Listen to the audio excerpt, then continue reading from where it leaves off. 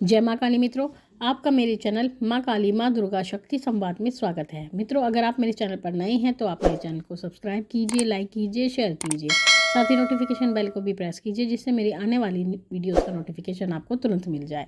मित्रों, आज का जो विषय है विषय बहुत ही महत्वपूर्ण है और एक उपाय है छोटा सा। मैं विषय नहीं कहूँगी, एक उपाय है आपके लिए छोटा सा, और उन लोगों के लिए है जिनके घर में बहुत परेशानी है।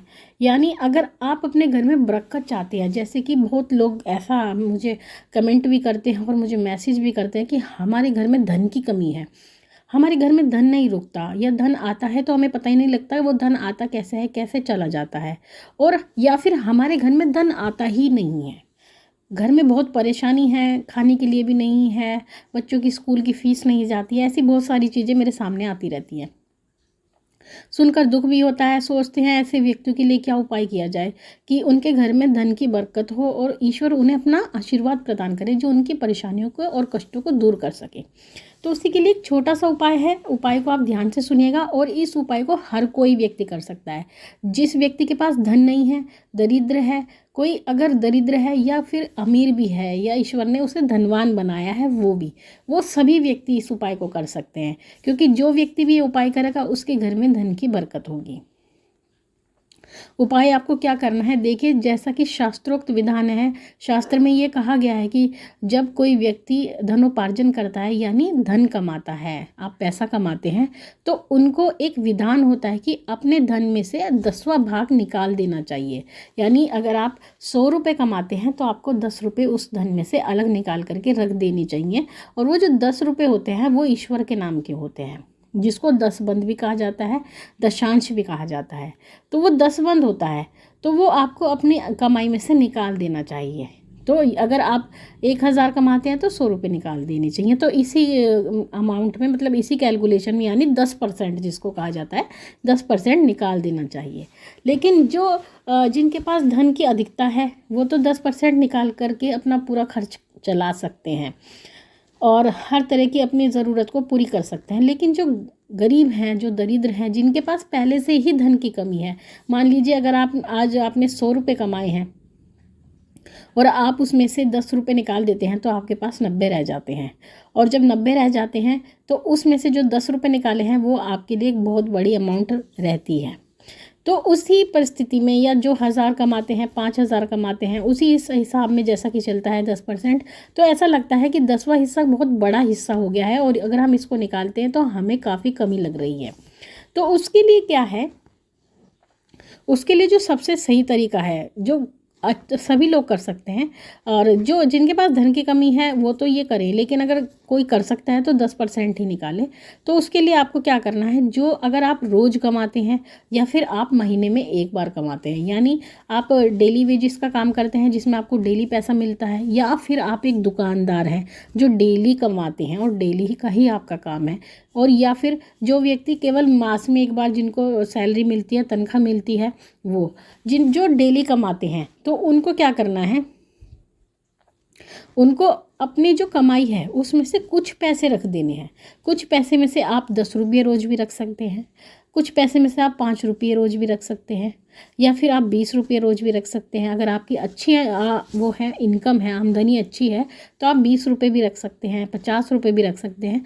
तो इस तरीके से जो रोज़ कमाते हैं उनको तो ये करना है, और जो कम कमाते हैं वो 5 रुपये भी रख सकते हैं, वो 2 रुपये भी रख सकते हैं, अपनी सामर्थ्य है।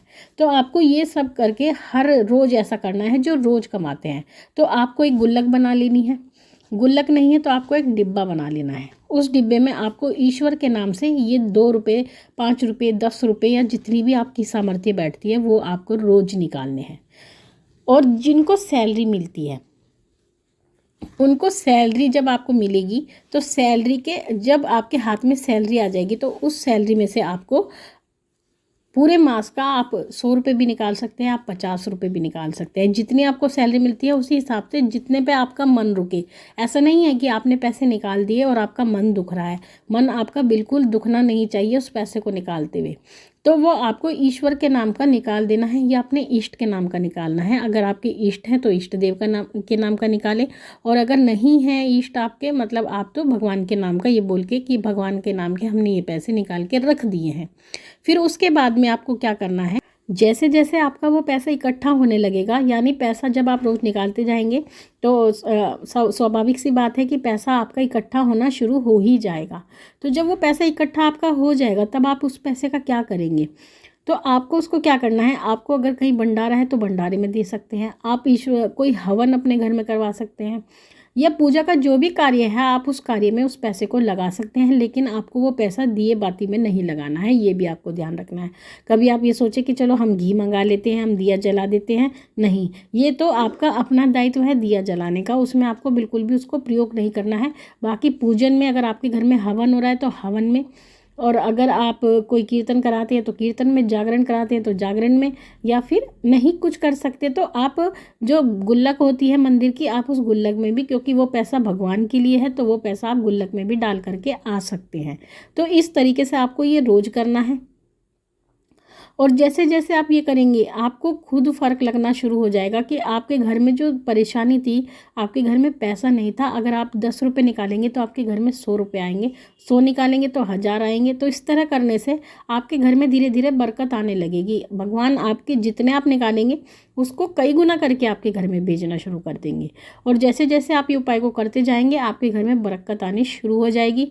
और ये एक छोटा सा उपाय है, मैंने सभी के लिए बताया है, लेकिन आपको मैंने ये बात विशेष रूप से बताई है कि जब आप पैसा निकालें तो आपका मन दुखना नहीं चाहिए, आपके मन में किसी भी प्रकार का कोई पश्चाताप नहीं होना चाहिए कि हमने पैसे निकाल कर गलती की या हमें पैसा नहीं निकालना था।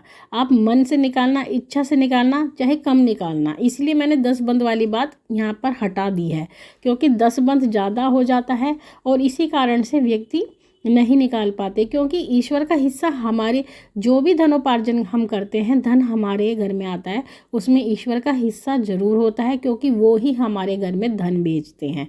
तो आपको ये कार्य करना है और जैसे जैसे करेंगे माँ भगवती आपके भंडारे भरने प्रारंभ कर देंगी। तो मित्रों ये तो था छोटा सा उपाय। अब अपना प्रश्न ले लेते हैं। प्रश्न है अशोक कुमार आचार्य जी का। इन्होंने कहा है, नमस्ते, नींबू की माला हनुमान जी या किसी पुरुष देवता को चढ़ाया जा सकता है? देखिए, आपने ये प्रश्न किया है। पहली बात तो जो नींबू की माला होती है, नींबू की माला माँ काली को ही चढ़ाई जाती है, क्योंकि नींबू जो होता है वो मुंड का प्रतीक होता है और मुंड धारण करने वाली यानी मुंड माला धारण करने वाली केवल भगवती महाकाली हैं, भद्रकाली हैं। इनके अलावा कोई भी देवता मुंडमाला धारण नहीं करते। भोलेनाथ करते हैं लेकिन वो अघोर रूप में करते हैं। तो नींबू की माला के बारे में, क्योंकि जब आप गृहस्थ व्यक्ति हैं और गृहस्थ व्यक्तियों को जो नींबू की माला जो मुंडमाला का स्वरूप होती है केवल माँ काली को ही अर्पण करनी चाहिए। क्योंकि देखिए जो विधान होते हैं, विधान में विधान के तरीके से ही पूजा की जाती है, इसमें आपकी कोई भी मनमानी नहीं चलती है। अगर आप मनमानी करते हैं तो फिर आपको कहीं ना कहीं परेशानी उठानी ही पड़ती है। अगला प्रश्न है वंश शर्मा का। इन्होंने कहा है, दी मुझे घर में कई बार ऐसा लगता है जैसे मुझे कोई आवाज़ दे रहा है, कभी सासू माँ की आवाज़ में और कभी मेरी बेटी की आवाज़ में। देखिए, अगर आपको ऐसा लगता है तो कहीं ना कहीं आपके घर में नकारात्मक ऊर्जा है, नकारात्मकता के कारण ही ये आवाज़ें सुनाई देती हैं। लेकिन सबसे बड़ी चीज़ ये होती है, अगर आपको इस तरह की कोई भी आवाज़ सुनाई देती है तो आपको इस बात का ध्यान रखना है कि आपको उस आवाज़ में, जो आपको आवाज़ लगाई जाती है नाम लेकर के या किसी भी प्रकार से, तो आपको उसका उत्तर नहीं देना है। आपको पहले जाकर ये देखना है कि आवाज़ कहाँ से आ रही है। अगर घर का कोई सदस्य आपको नहीं बुला रहा है तो आप समझ जाएं कि वो नकारात्मक ऊर्जा है जो आपको आवाज़ लगाती है, और इस आवाज़ का यही होता है कि आपको उत्तर नहीं देना होता है। तो आप इसका, बाकी आप किसी अच्छे वक्त से मिल करके इसका समाधान कर सकते हैं। इसमें कोई ऐसी परेशानी वाली बात नहीं है, घबराने वाली बात नहीं है, क्योंकि बीमारी होती है तो उसका इलाज भी अवश्य ही होता है। तो मित्रों ये तो थे प्रश्न। माँ भगवती से यही प्रार्थना करती हूँ कि वो आपके भंडारे भरती रहे, आपकी सभी मनोकामनाओं को पूर्ण करती रहे। आपसे फिर मिलूंगी अपनी अगली वीडियो में। तब तक के लिए जय महाकाली, जय महाकाल।